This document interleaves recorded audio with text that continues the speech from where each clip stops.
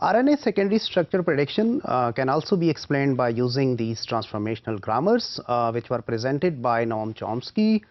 He's a famous American linguist. Actually, he was trying to explain the hierarchy of different grammars, where we came up with these different grammars we would look into in the next slide.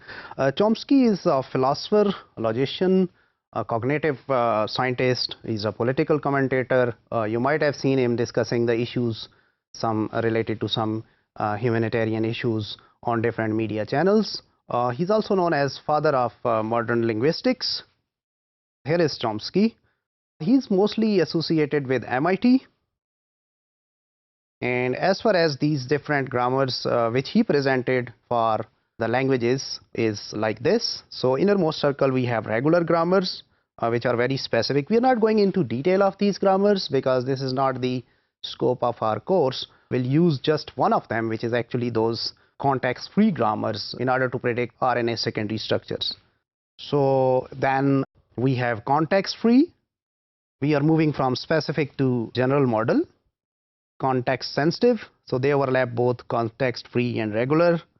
And then finally we have unrestricted grammars.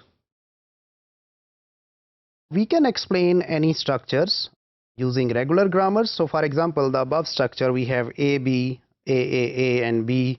We can have nucleotides here, we can have amino acids here. So a word like this, which is comprised of these alphabets, can be explained with regular grammars. We do have a palindrome language. In palindromes, we see those sequences are replicated in a sense like just like one half of it is the replica or the mirror image of the second half. So we have AAB and then we have BAA. In copy language, we have the same sequence repeated. So we have AAB, AAB. This is how these different elements they correspond to one another. Regular grammars, they can also produce palindromes, but the issue is the grammars that only produce palindromes are they cannot be written. So we do have palindromes, but we do have other kind of structures in it. So the best option in this case is context-free grammars. What is a context-free grammar? So we have symbols and we have productions, or we call them as writing rules. So symbols like A, T, G, C's in case of the DNA and different amino acids are simple English letters. We can have them there. And after we have those combination of symbols, we can refer to different writing rules. We call them as productions. In the letters, we have terminals. So they are generically represented as A in this case. So these are the actual final letters. So we are having terminals like A and then it terminates over there. The sequence stops over there. We do have non-terminals. Generically they are represented by W. Sometimes we also have S. So these are abstract symbols. Easiest to see how they are used through examples. So they start usually with letter S and then this S expands into further letters. We'll look into the examples. Here are some possible productions. So we have W. So that is basically a non-terminal. So that breaks up into A and W. Say here A is a terminal and then W keeps on expanding further. So this W can be expanded as AWA. So in this case we are starting with a letter A, we are ending with a letter A, and in between we have some sequence. W can expand as ABWA, it can be AWB where two letters are different, and so on. So in the end we might have W which is expanding into AABB.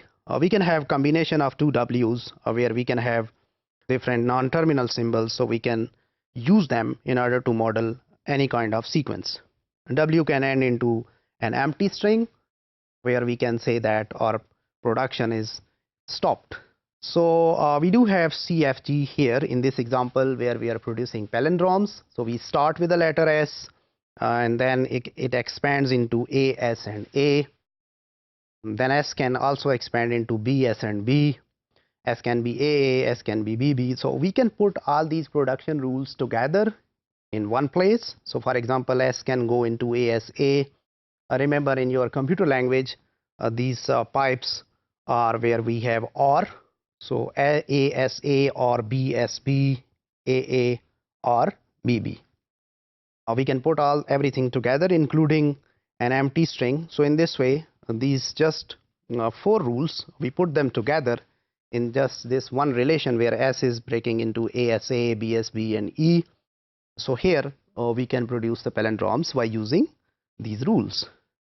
So for example, we have a sequence 1, then a sequence 2, then a sequence 3, and these are all RNA stem loops.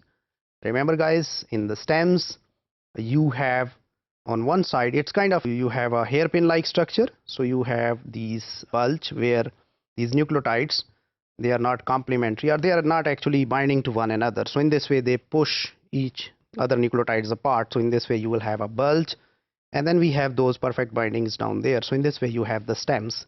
So we have stems and loops. This structure is known as stem and loops. How can we produce these stem and loops? By using context-free grammars. So here are our production rules. So we can have S breaking A, W1 and U.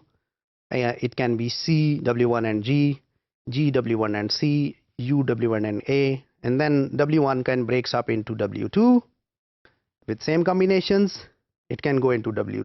W1 can go to W2, and W2 can then break into W3. And finally in W3, we can put whatever we see in that loop region, GAA or GCAA. We can put these rules as a set as we see over here, and we can have those terminal letters as A, C, G, U, the 4 nucleotides we have in RNA. For each grammar, we do have a parsing automaton. You might have taken these things in your automata courses. I'm not going into the detail. For example, regular grammars, we can use finite state automaton, and context free, which we are using here in this example. For them we use push down automaton, context sensitive linear bound automaton, and unrestricted Turing machines. Here is the parsing tree using this push down automata. So this is the automata representation of the same situation we discussed earlier.